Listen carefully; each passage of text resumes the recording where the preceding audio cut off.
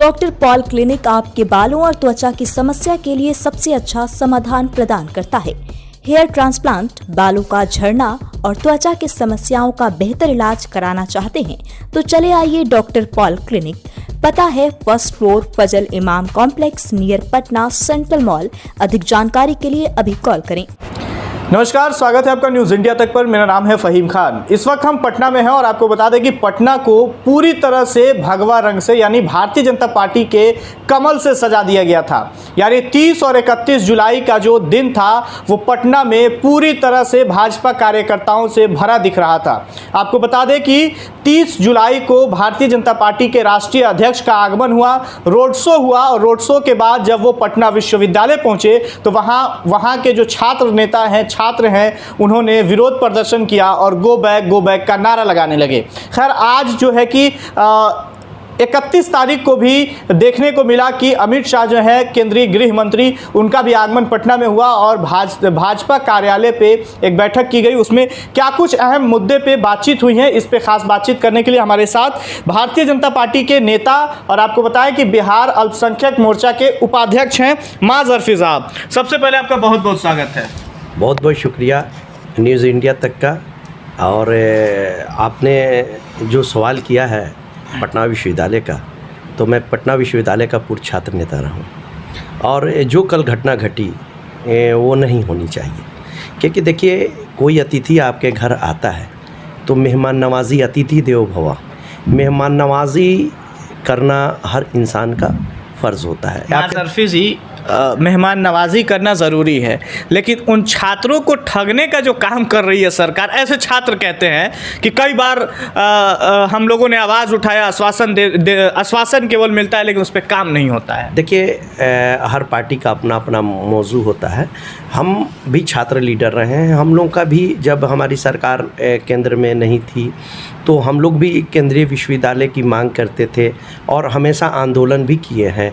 2006 तक मैं पटना विश्वविद्यालय से मतलब LLB कर रहा था, उस वक्त छात्र नेता था, तो हम लोग भी मुद्दा उठाते थे। लेकिन कहने का मतलब है कि JP नड्डा जी पटना विश्वविद्यालय के पूर्व छात्र नेता रहे हैं, वहीं से पढ़ाई लिखाई किए हैं। ठीक है, अपनी बात को रखना हर इंसान का फ़र्ज़ है। लेकिन अगर मेहमान, आप इज़्ज़त, आपका दुश्मन भी होगा, अगर आपके दरवाजे पर आता है तो आप थोड़े देर के लिए उसको गिला शिकवा भूल करके उसका इज़्ज़त करते हैं, क्योंकि वो जब मैसेज समाज में जाता है। कल जो छात्र नेताओं ने किया वो गलत किया, वो नहीं होना चाहिए। हाँ, उनकी मांग थी, उनके एक लीडरशिप की अगुवाई में, उनके नेतृत्व में सभी जो विपक्ष के छात्र लीडर हैं, चाहे सत्ता पक्ष है, सबके अरमान है।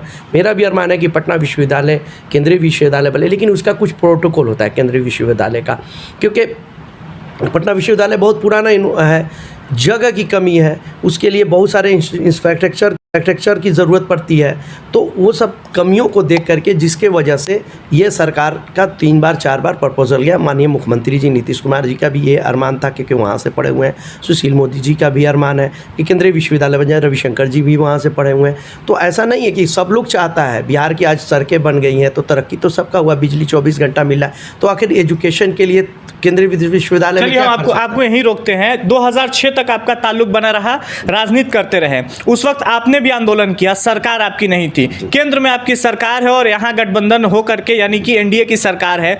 अब माज अरफी क्या कर रहे हैं अपने उस पटना विश्वविद्यालय के लिए? देखिए, पटना विश्वविद्यालय के लिए जो हम लोगों को, हम सरकार की जो बात है, जो सरकार करना चाहती है, पटना, जब हम लोग पढ़ते थे पटना विश्वविद्यालय में तो उस वक्त बहुत ही बुरा हाल था। लेकिन आज पटना विश्वविद्यालय में आज जाइएगा तो पहले के जो 2006 तक हम पटना विश्वविद्यालय से PhD भी किए हैं वहीं से, तो हम लोगों का जो ताल्लुकात रहा है यूनिवर्सिटी से, जो छात्र लीडर का रहा है, तो उस वक्त के हालात से और अभी के हालात में बहुत बेहतर हुए हैं। हाँ, ठीक है कि शिक्षकों की कमी है, इस बात को नज़रअंदाज नहीं कर सकते हैं, लेकिन कहीं ना कहीं हमारा यूनिवर्सिटी बहुत डेवलप किया है और आगे भी तरक्की करेगा। लेकिन छात्र नेताओं को एक उनका लीडरशिप बन करके जा करके JP नड्डा जी से मिलता और अपनी बात को रखता, उस पर JP नड्डा जी उसका जवाब देते। लेकिन ये कोई अतिथि को ऐसे बेइज्जत करना, काला झंडा दिखाना, गो बैक के नारे लगाना, ये कहीं किसी सोशल एरिया का, किसी पढ़े लिखे छात्रों का ये व्यवहार नहीं हो सकता है। क्योंकि पटना विश्वविद्यालय हज़ारों IAS IPS से लेकर के बड़े बड़े विद्वान साइंटिस्ट और IAS IPS पैदा किया है। तो वहाँ के ये मैसेज जो है ना पूरे देश में जाता है। पटना विश्वविद्यालय से आंदोलन कर के देश में बहुत बड़ा आपातकालीन JP जी वहीं से आंदोलन किए पटना विश्वविद्यालय से, तो उसकी गरिमा को बरकरार रखना चाहिए। चलिए चलते चलते माजरफी जी, 2 दिनों से जो कार्यक्रम चल रहा था भारतीय जनता पार्टी का, 30 तारीख को JP नड्डा जी का आगमन हुआ पटना में और 31 को केंद्रीय गृह मंत्री अमित शाह भी आए हुए थे और अब भारतीय जनता पार्टी के कार्यालय में एक बैठक हुई। उस बैठक में क्या कुछ अहम हुआ और 200 के पार वाले मुद्दे पे क्या कुछ हुआ है? देखिए, हमारी पार्टी जो है 200 पार के मतलब नहीं है, 243 विधानसभा है, सब पे हमारे अल्पसंख्यक मोर्चा के या सभी जो मोर्चा की संयुक्त मोर्चा की बैठक थी, क्योंकि सबका एक समन्वय बने और हमारी पार्टी का जो एजेंडा है कि सबका साथ सबका विकास और सब पर विश्वास किया जाए।